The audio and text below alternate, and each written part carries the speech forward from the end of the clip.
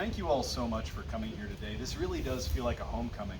5 years ago, I was beginning the writing process for that book, and that was the first time that I visited the memorial here at Lakeview Cemetery.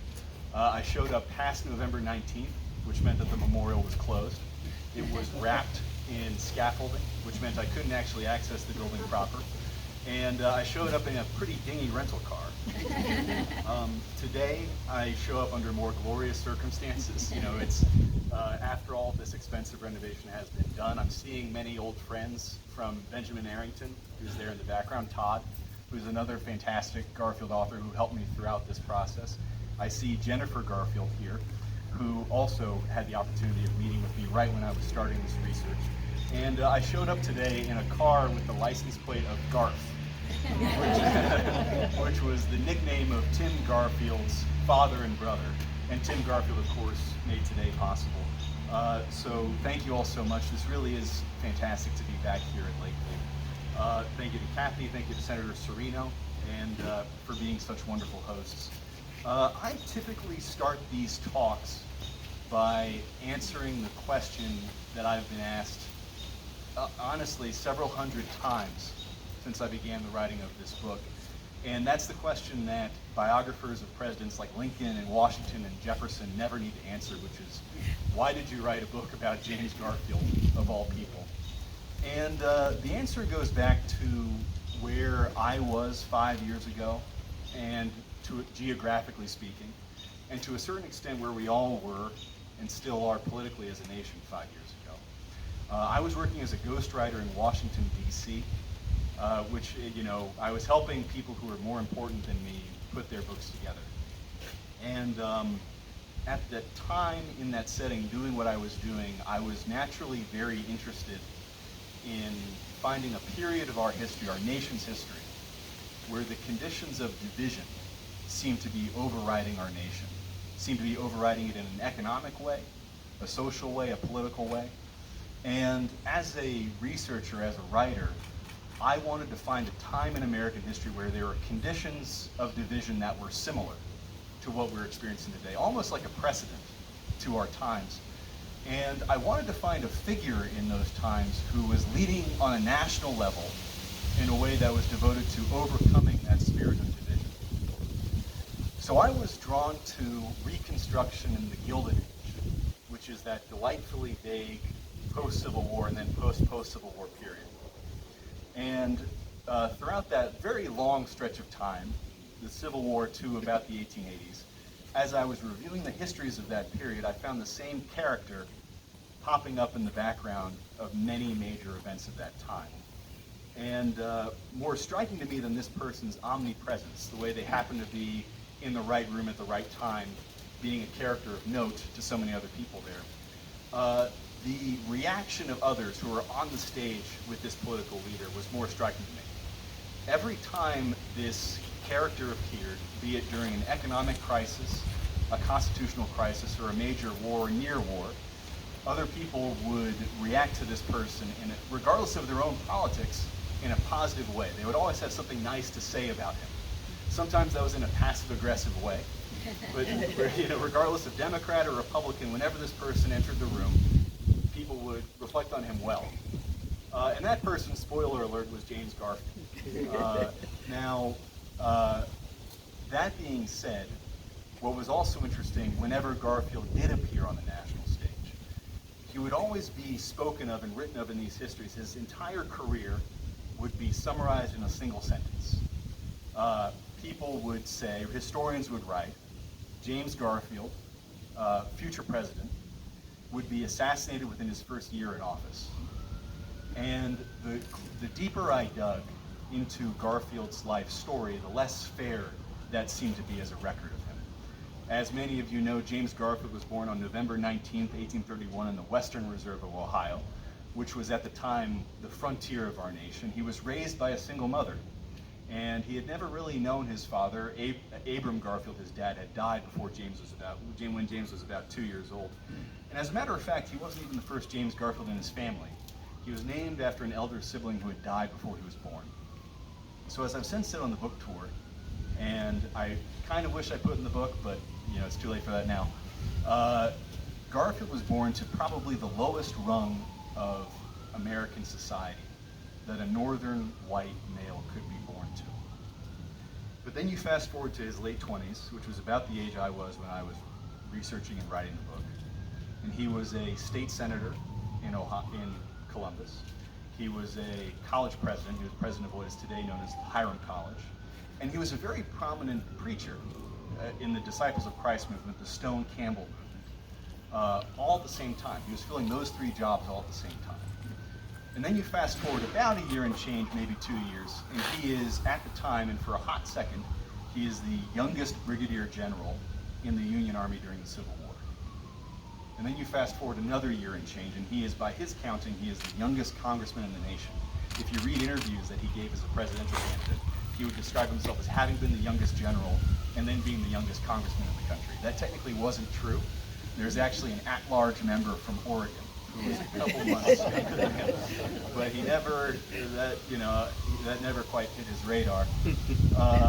And then, halfway through the Civil War he transitions into Congress, and then what follows is an amazing 17-year career in the House. He wins 9 consecutive terms in the House of Representatives, which today doesn't sound like a lot. These days we send people to Washington and they finally come home to their districts in caskets. That's how long they're in D.C. for. But back in that time, 9 consecutive House terms measures almost as a record breaker. There's a memo that I found in the archives of Hiram College that describes that as being one of the top 5 lengths of service in Congress by that time in American history. And not only during that remarkable span of power on the national level, Garfield is gathering more legislative influence. He eventually becomes, by the way, the only American to this day to ever be a congressman, a senator-elect, and a president-elect all at the same time. He's still the only president to ever be directly elected from the House. But throughout that amazing political career that follows, he becomes also one of the most interesting men of his times. Garfield, he became a lawyer while he was serving in Congress. The first ever case he represented and won was in the Supreme Court, and it was a very important case, Ex parte Milligan, which a lot of lawyers here might have heard of. It's what made a key difference in deciding the limits of jurisdiction between civil and military courts in America. As a congressman, he founds the first ever federal Department of Education. And he does that, actually, interestingly enough, as a Reconstruction measure. He challenges the House at the time, and this is a very difficult vote, by the way. Garfield asks the House, he says, "Are we to expand the bounds of American citizenship and make no provision to increase the intelligence of the citizen?" He's talking about what's happening in the South post-Civil War, but also in the Northeast with the arrival of millions of immigrants from Ireland, from Italy. He's asking a very important and prescient question about how much our government should invest in the enlightenment of our people and how crucial that is to the future of democracy. He openly talks about that in 1867. Amazingly, amazing foresight. He also becomes a very prominent writer. He writes these great columns in the Atlantic and the North American Review. He is multilingual. He speaks a good amount of German, a good amount of French. He speaks Yiddish as well, which is something else. He also, in his free time, he authors very famously an original proof of the Pythagorean theorem. So, it's an amazing record to review. And to flash back to where I was, I was writing in D.C. As a young man in D.C., I was feeling, reviewing this record, I felt intrigued, and I felt jealous, and I felt motivated by the legacy of James Garfield. So that's really where this story began, at least for me. And the writing process was educational. It was a fantastic experience, as Todd knows very well. And I had tremendous help along the way from Todd and then from other Garfield scholars, and it's just wonderful to be here on the other side of things. Now, what I normally, Kathy was mentioning that, I've given this talk a few different times. When you go on a book tour, and some of you might already know this, eventually you develop a stump speech, kind of like a politician. Senator Serino probably knows what it feels like, where there are themes that you hit, you know what points you want to make. Today, given the specialty of our location, I wanted to give us a chance to talk more exclusively about why this is such a phenomenal building, why this is so important in the national memory of James Garfield, and how, honestly, this site and its dedication ceremony, which happened now nearly 140 years ago, I would like to tell you about how that dedication ceremony tells you, and who spoke during that dedication ceremony, tells you everything you need to know about the man and the wonderful life. So back in late May of 1890, the population of Cleveland essentially doubled for 2 days. And the reason that it doubled was because it was the opening, the dedication, the consecration of this wonderful site. And the newspaper accounts of that time are really something to appreciate.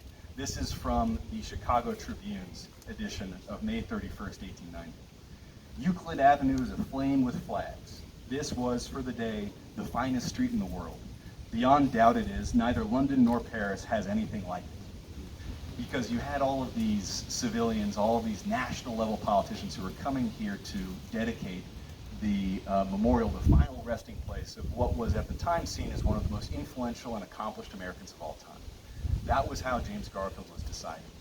And the major speakers that day themselves, they encapsulate the legacy of James Garfield and all the incredible things he accomplished.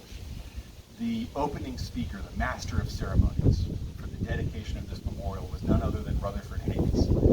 And Rutherford Hayes was not only president of the committee that oversaw the building of this great site, he was also, of course, the president that preceded James Garfield, and with whom James Garfield had an incredibly tumultuous and interesting and complex relationship.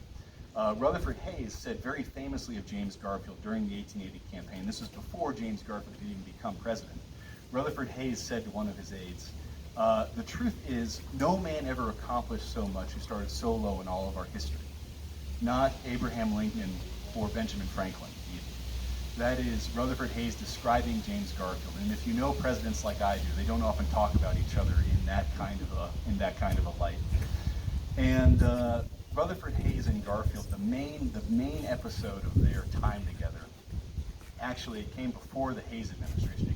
It came during that tumultuous, newly relevant election of 1876, which, if you hear the details of this just tells you how relevant Garfield's life is to current conditions, and it tells you, in many ways, we've been through similar episodes before in our national past.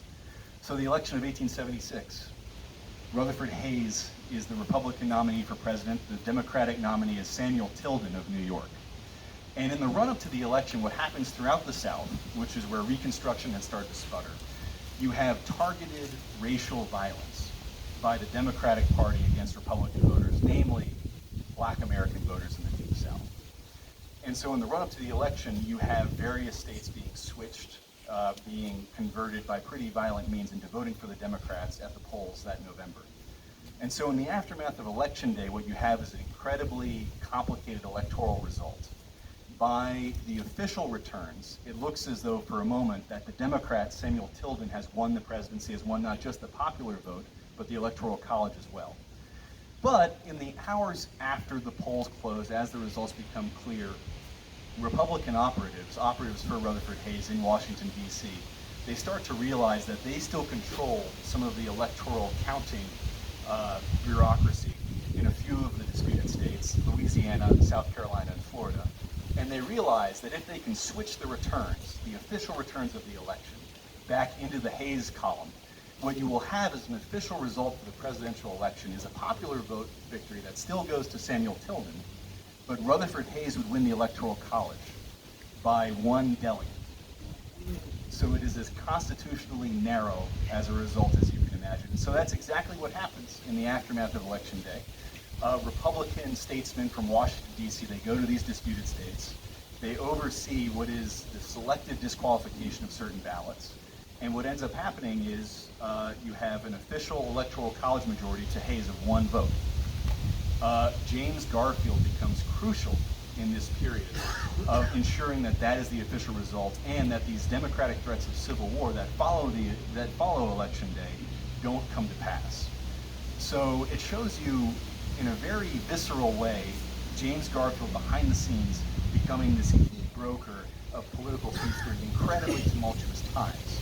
And that's something that is clear from a review of the records of the time. Garfield is, as I put in the book, he plays the most comprehensive role possible in ensuring that the handoff of presidential power is peaceful, that we don't have a second civil war within 2 decades, as many people were threatening at the time. And the way he plays that role, he actually goes to one of the disputed states, Louisiana, my home state, and he interviews victims of racial violence, these Democrats who are intimidating Republican voters. He is hearing for the first time the ways Reconstruction has failed the black Americans of the Deep South. And returning to Washington, he plays a key role in these backstage brokerings of key issues of that time. And it's a fascinating bit of history to read about. And what you see here, I argue in the book that James Garfield embodies the rise and fall of Reconstruction. He entered Congress in 1863, having been a radical Republican. In a time where the majority of the Republican Party, or at least the Republicans in power, were typically arguing for a gradual abolition of slavery and for moderate approaches to ensuring racial equality in America.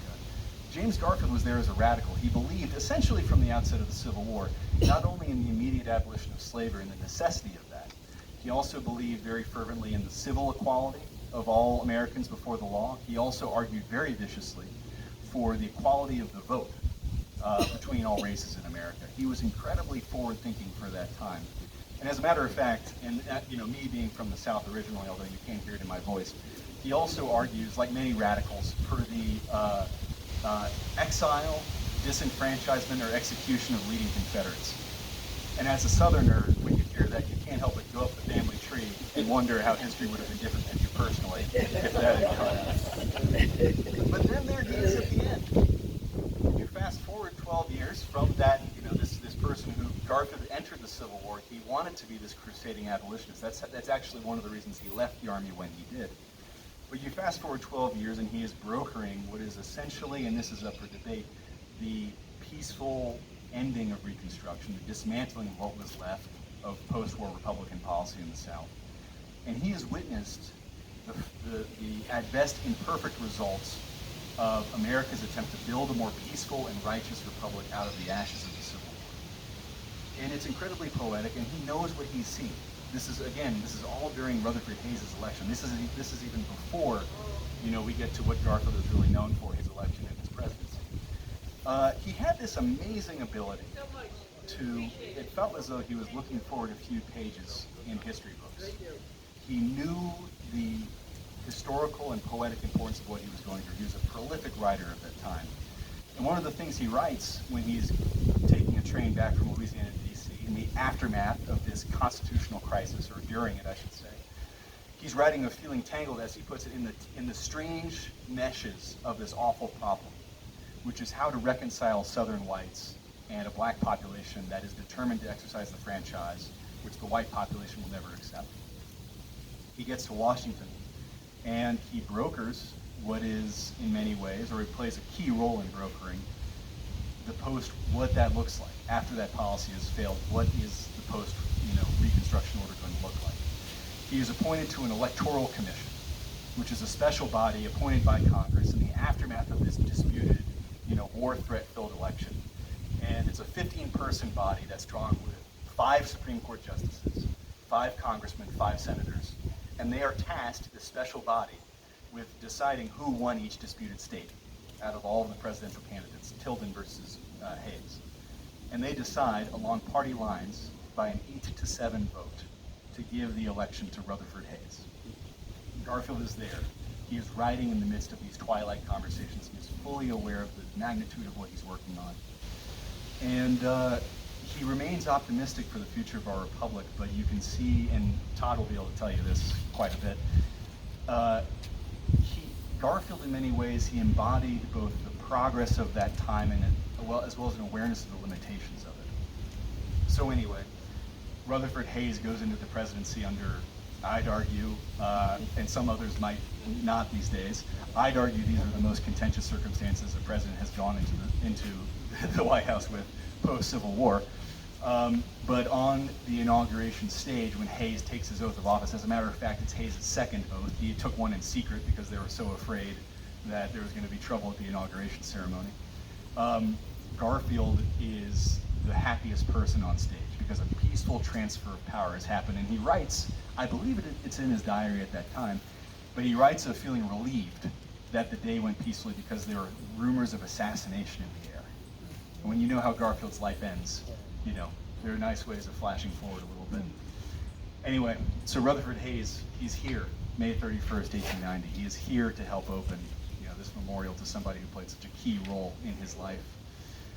The first speaker that Hayes introduces is Jacob Dolson Cox, who is a lifelong friend of James Garfield's. They had served in the Ohio State Senate together.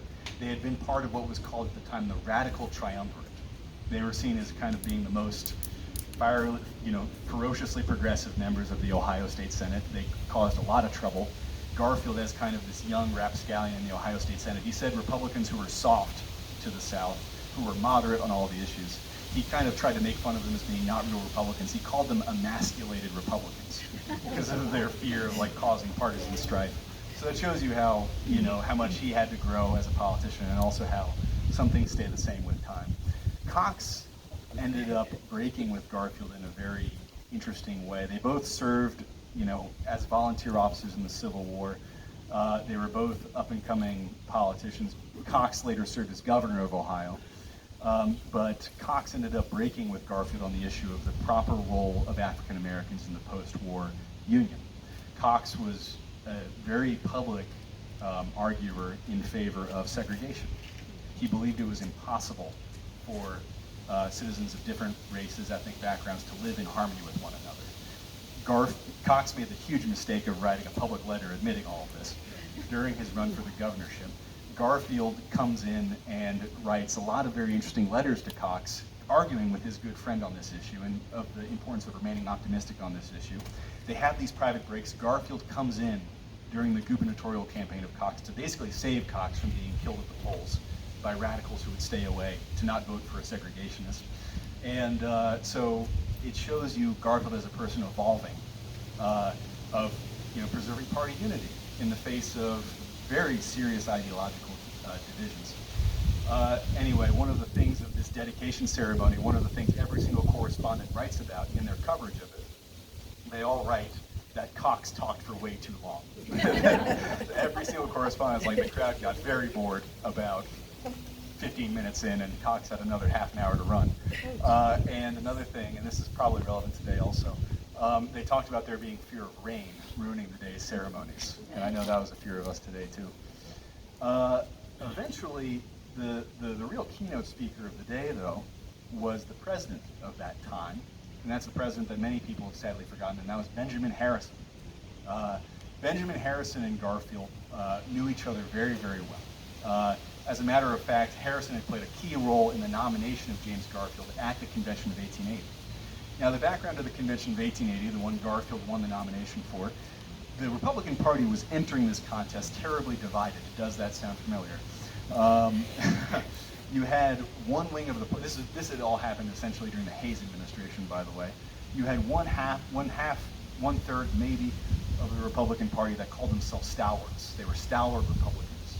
And they referred to themselves as stalwart Republicans because they viewed themselves as unrepentant Republicans. They believed in the abuse of office, the abuse of political power, as being a necessary part of using it well. In that time, these days we assume the federal bureaucracy is staffed by career bureaucrats, career civil service appointees. Well, for a good part of American history, jobs in swaths of the federal government were actually awarded based on political connections, patronage jobs, not competitive examination. So that was what was called the spoils system at the time. And the phrase you might have heard a lot these days is "to the victor go the spoils." That phrase actually originates from this time in American history, because the idea was to the victor at the polls, to whoever wins the politician's job, go the spoils, the opportunity to take all of the jobs in government at their disposal and give those out to cronies and loyalists as rewards for supporting the candidate at the election. And to a certain extent that still happens today, but less so. Anyway, the stalwarts were unapologetic practitioners of that system. They were called the corruptionists, and they were led by Roscoe Conkling, who was one of the most flamboyant and fascinating politicians, not just of that time, but I'd argue of maybe all of the Senate history. And they wanted to put Ulysses Grant back in the White House for a third term. Opposite the stalwarts, their rival faction of Republican in many ways were the half-breeds. That was what the half-breeds called themselves. And they were often referred to as being, by that name. It sounds, dodgy these days. But in that time, it was seen as being, they were seen as being not real Republicans. So half-breeds, not true party loyalists. And, again, history rhymes in interesting ways. But the half-breed champion, the half-breeds are a little bit tough to nail down ideologically. In theory, they believed in reform and cleaning up government and removing the patronage system. In practice, though, at least at this time in history, they were really identified by their devotion to one man, whose name was James Blaine. James Blaine, senator from Maine, the rhymes wrote themselves. And Blaine, as one of his biographers writes, there was no politician who occupied so big a place during their lifetime and who left so empty a legacy after he died, as James Blaine. As I've since said, he was probably the first American politician who ran on charisma and nothing else. He was very famous for his ability, his charm. His nickname was the Magnetic Man because of his ability to convey appreciation and admiration from common citizens. There are anecdotes about him remembering insanely obscure details about the most regular of constituents. His encyclopedic memory, because Blaine was an incredibly smart man, but he devoted it entirely, at least allegedly, to charming the common vote. So fascinating figure, a very good friend of James Garfield's. Frenemy, depends on the setting. But anyway, so you had those two major factions in the Republican Party. The other faction, kind of a disparate faction, were the Reformists. And the Reformists were the last major faction, and they really believed in the need to clean government of these bosses and these corrupt figures like Blaine, like Conklin. They wanted to push for a movement called civil service reform, the institution of harsh rules on the federal bureaucracy that governs how jobs are awarded, where bureaucrats can take their money, and that governs their conduct in a way that limits political abuse. So they were kind of they're the activists of their time. And they had a bunch of people in mind to nominate for the presidency. But anyway, ahead of the convention of 1880, independent observers can kind of tell from all of these, candidates. They could basically tell that if any of these people won the Republican nomination, in the spring, they would surely lose the general election in the fall because they wouldn't be able to unite all these factions. These factions hated each other so badly that they would fall apart if any of them actually outright won at the convention. So a lot of independent observers, and this is really authoritatively written in Todd's book, a lot of independent observers essentially decide that they need a dark horse candidate, somebody who can bring all of these different blocks together, and they all land on the same name, Minority Leader of the House, James Garfield. The one trouble is that every time they pitch him on this idea, he is reticent to say the least. He is very afraid of the idea of going in for the presidency, and that has a lot of complicated reasons, both political and psychological. But the real answer to this, at least that I've decided, is this. The truth is, there is no such thing as a person in Washington who is not interested in the presidency. It's not a binary thing. It's not a 0 to 1 scale. Even if you have somebody who is sure that they're going to end up in the legislature and they're fine with that, there's still 2% of their being that says, oh, maybe. Maybe if it's really just thrown at me at such a speed that I can't refuse, maybe then I can do it. So I'm going to leave the door open. And that's exactly what Garfield does. He goes to the convention site. He is a floor manager for another candidate, John Sherman of Ohio, who's a brother of William Tecumseh Sherman. And throughout that convention, and this is by the way, we've been robbed, because back in these days, you didn't have a primary election-based system. You didn't have states voting, sequentially on who the party nominee would be. You instead had a set date, a set location, and all the different factions of the party would show up and fight, and whoever won the most votes at that one site, they win the nomination. And so you had this gladiatorial kabuki theater style of political combat, which is really fun and very important to see, I'd argue. I think we could use that today. Garfield, it's in a public setting. It's in this building called the Crystal Palace on the Chicago skyline. It's this glass and steel structure, and you have a sunken pit in the middle of this convention hall. and you have around the outside, you have ticket holding members of the public who are here to see the fight. And throughout this essentially week-long convention, Garfield is there as a floor manager for John Sherman, and he is saying the right thing at the right place throughout this contest to convince people that he is a good unifying candidate. So, for example, he starts showing up a few minutes late during proceedings, which is an old actor's trick, which ensures that the doors fly open, Garfield stands there, and that's a good passive way of interrupting the speaker and ensuring everybody turns their heads and they see you. And then Garfield would pause, do that, and then he would take a seat. Some of his supporters, those people who had come to pitch him on the idea of running, they had hired members of the public to loudly applaud in the stands every time Garfield moved around. When one faction, when the Stalwarts try to kick out a bunch of West Virginians from the convention, Garfield stands up and he gives the speech of who is any of us here to judge the republicanism of another person at this convention? So he's positioning himself very carefully. And then the key moment comes during, I'd argue actually, the second last day of the convention. And it's when Benjamin Harrison, of all people, along with a few other delegations of Republicans, they make a trip to Garfield's hotel room. And they tell him, guess what? You need to run. You need to be the nominee. You're the right candidate, all these things. Harrison is the person to deliver this pitch in a personal way, because all these other delegations coming to Garfield's room, they're strangers to him, typically. Harrison is the one who knows him best personally. Garfield shoos them away. He says, nope, I'm going to nominate, I'm going to vote for Sherman. You must not use my name. Please don't use my name. I'm going to vote for Sherman. So he's afraid of this happening. And then on the 35th ballot of the convention, the next day, suddenly 20 votes from Wisconsin's delegation go to Garfield. And he does, if you want to be cynical about it, he does the one thing that convinces everybody else that he is the right Republican nominee.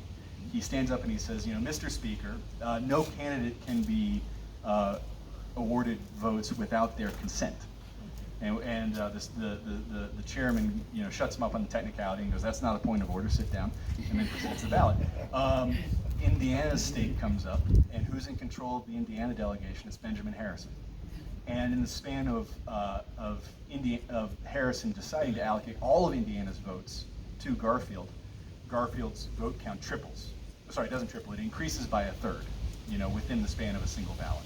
So it's really a special thing to see. And when Harrison is here, he is the president. He is dedicating this ceremony to his good friend. And there is a line that Harrison uses in the dedication ceremony. He says, no other hands nailed the cleats on Garfield's feet that he used to climb the ladders of American society, or something along those lines. And when you're studying Gilded Age presidents, it's really interesting to see all these connections between the two, because it does feel like this forgotten chapter of our past.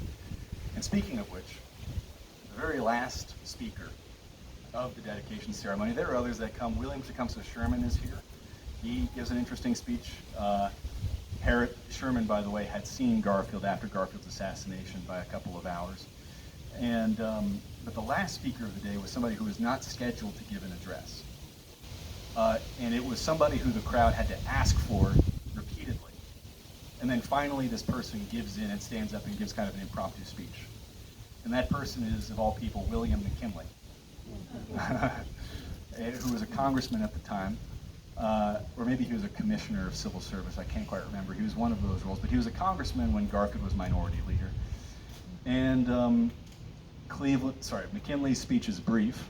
And what he essentially says is, and I'm paraphrasing again here, but he says, no president was closer to the hearts of the people than Garfield, other than perhaps Lincoln, Washington, and Grant. And that's how McKinley gives his little speech. And what I use that opportunity to write in the book is the closing anecdote of my book is the dedication ceremony for this site. But the way I wrap it up is I say, well, finally, Republican presidents past, present, and future have given speeches in dedication of one of their own. Republican presidents past, Rutherford Hayes.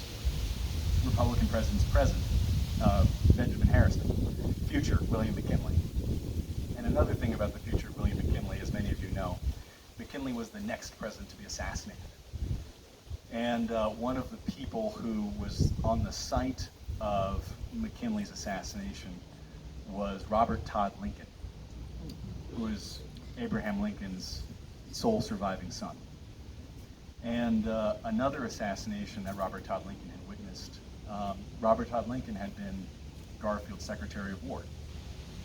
And Robert Todd Lincoln was in the train station when Garfield was shot. And so it seemed for the first 3 assassinated presidents, Robert Todd Lincoln was there in some way, shape, or form. And after McKinley's assassination, he said, "I refuse to meet any further presidents." Probably a good call.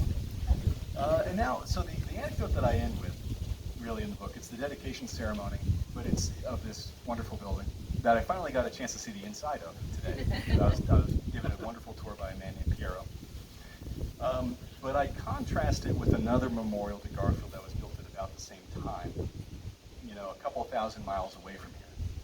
And it was in Bonita Canyon, Arizona, not too far from the Mexican border.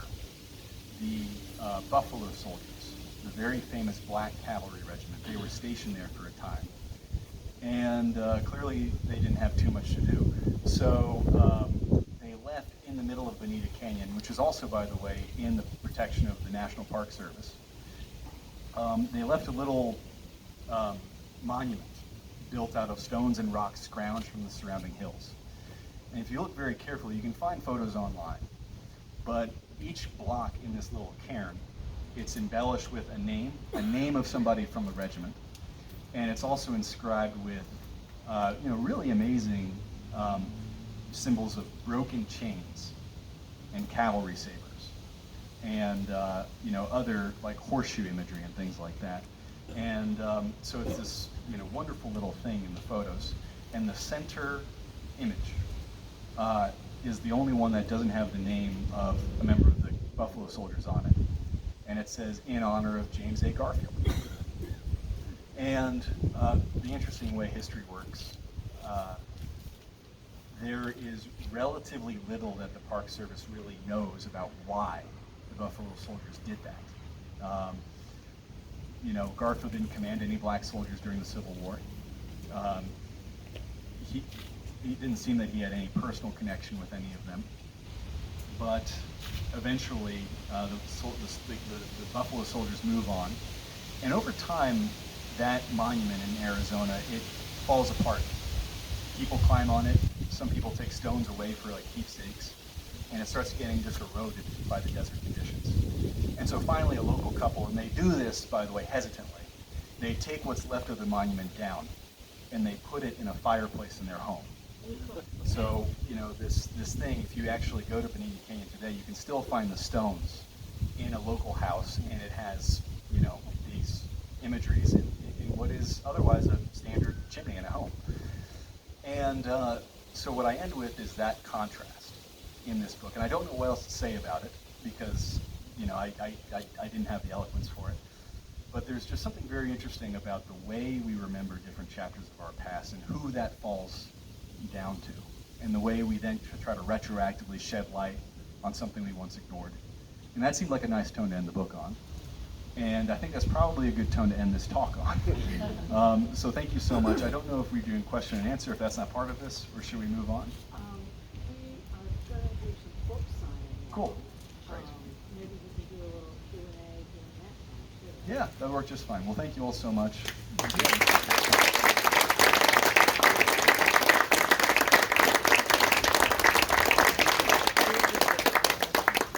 So all of you are here today because you're friends of this project, you're friends of Lakeview Cemetery, you're friends of James A. Garfield, or family.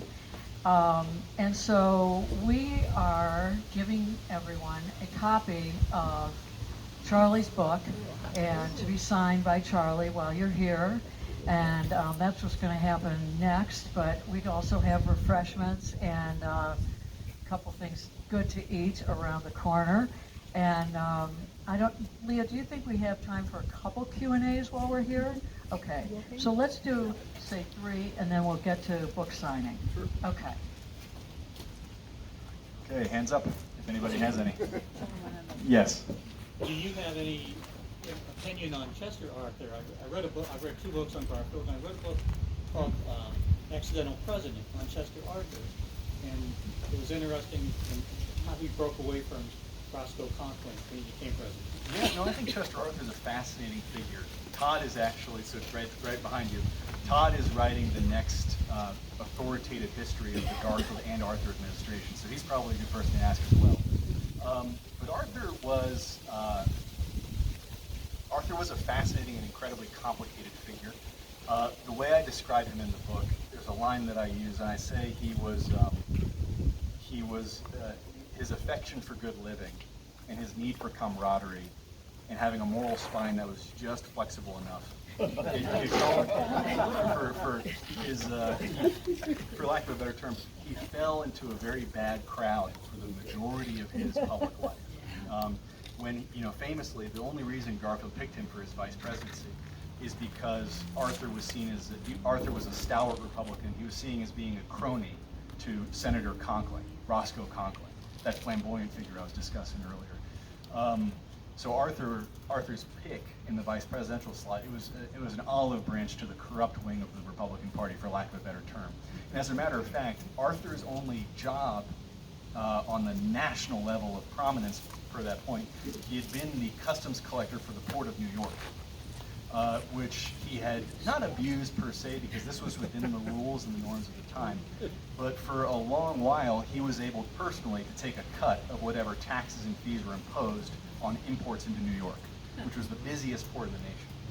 So he was seen as this famous, infamously corrupt figure. As a matter of fact, Rutherford Hayes had essentially ruined the first half of his administration trying to get Arthur, specifically Arthur, out of that job. That was a big fight between Hayes and the stalwart wing of the party. So you can imagine when Garfield picked Arthur as his vice president, when everybody some people lost their minds. And there was an editorial in The Nation by a writer called E.L. Godkin, who is a very famous reformer. E.L. Godkin wrote, "Those reformers not unnaturally disgusted by the selection of Chester Arthur to the vice presidency need not be too worried. There is no place his mischief might be better contained than the vice presidency. It is true something might happen to Garfield, but we have no reason, And so he thinks that being said, Arthur, so when Garfield was shot, there was no person more distraught than Chester Arthur. The nation was convinced that he was not only an unworthy heir, he had never been elected to public office before until the vice presidency, which was a do-nothing job, back then, and to a certain extent now. But so when Garfield was assassinated, not only was he seen as being incredibly, mismatched for the role of presidency, he was seen as being the harbinger of a new wave of corruption in federal government. People assumed he would just, sell the federal government away to the stalwarts, basically. And even some people blamed him for complicity in Garfield's assassination, because the assassin said at the scene of Garfield's shooting, "I am a stalwart, and now Arthur will be president." You can imagine what a terrible, situation that was. But he defied all of those predictions. He devoted his term to, as he put it during his inaugural address, or what little, he kind of had an inaugural speech because it wasn't in public, but he said he would devote himself for the rest of his term to carrying on the policies of his predecessor. So he staked his mast to the Garfield legacy. And he used his executive power to deal, as I put it in the book, a lasting blow to the corrupt machines that enabled his own rise. He signed into law the first really comprehensive civil service reform legislation in American history, the Pendleton Civil Service Reform Act. And so he turned on his old stalwart bosses. And actually there's a quote from a stalwart of that time, which was, "Arthur has done less for us than Garfield or Hayes even." So Arthur was seen as not only being, a surprise traitor to the corruptionist cause, but he was more of a hardline reformer than Garfield or Hayes, which is an amazing redemption. And he became very charismatic, interestingly enough, in the American public. Arthur had I'd argue, a tragic personal life. He had neglected his wife Nell for the majority of their time together. He was away doing political business in New York, in like upstate New York, and then she eventually died when he wasn't home, and he never really got over that. When Garfield was assassinated and Arthur was looking distraught in public, people were comparing him then to what he looked like when Nell had died. And he said to a friend of his, "Offices to me and honors are no longer worth what they once were." So he was kind of shattered by it. And once he became president, there was a rumor that passed around in the public that he had a mystery woman's portrait in his quarters. And Arthur, by the way, being a bachelor president, there were proposals of marriage just piling up. And he never looked at them. He let them pile up, but they were just coming in nonstop. And but rumors circulated that every morning Arthur would lay his flowers in front of a mystery woman's portrait. And given that he was single, people thought, "Oh my gosh, who is the mystery future first lady?" And then it emerged that the portrait was actually of Nell. He had never really gotten over her. And so there's something compelling there, I'd argue. Fascinating, complicated figure.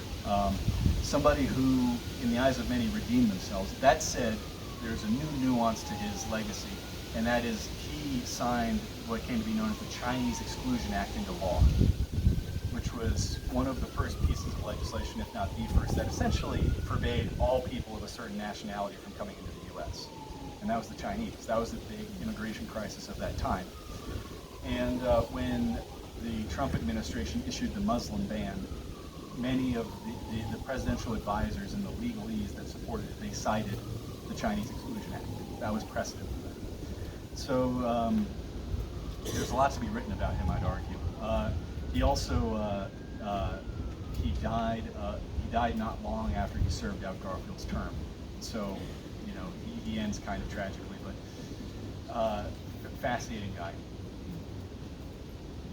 Yes? I did not read your book, but did you give any space to Dr. Bliss? I gave a little bit. Other people, including especially Candace Millard and Ira Rutkow, those are two other authors who have written very extensively about Dr. Willard Bliss. Dr. Bliss was Garfield's lead physician after he was shot. And I say Dr. because his first name was Doctor.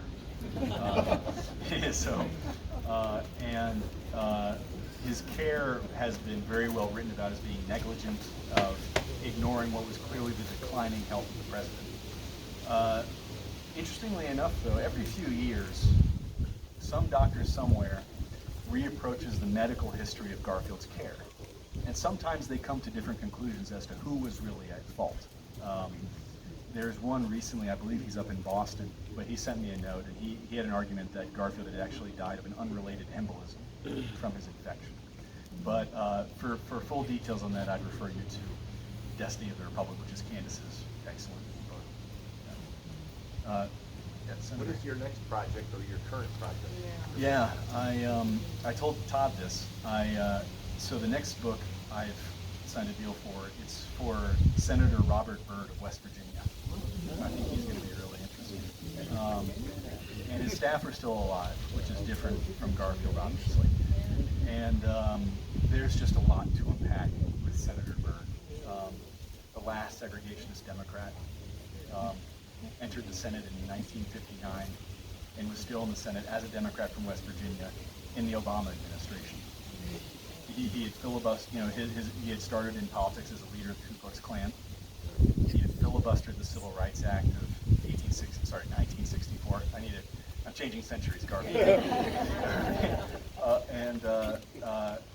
He was, if you talk to senators today, they'll say he's the last person who knew how to make the Senate run. He served in the Senate for longer than any other American. He held more leadership positions than any American ever has in the Senate. He cared a lot about precedent, and he cared not about party. He cared about using the power of the Senate to limit presidential authority. So it doesn't matter if it was Reagan or Carter or Clinton or Bush, he took great pleasure in, with his control of the Senate, keeping presidents in line. And there are a lot of great stories about him, but I'm hoping to get to the truth of him. Another fascinating thing, if any of you have visited West Virginia, you'll know the whole state is named after him. And it's because he controlled, with his control of the Senate, he controlled the appropriations process, and he made sure that his people got theirs. And that's, in his view, and it's fascinating because pork and earmarks have become a negative word in a lot of political dictionaries these days. But Byrd he was a fierce arguer that that's how you keep the system working. Making deals, brokering cross-party coalitions, and ensuring everybody walks away from the table with something.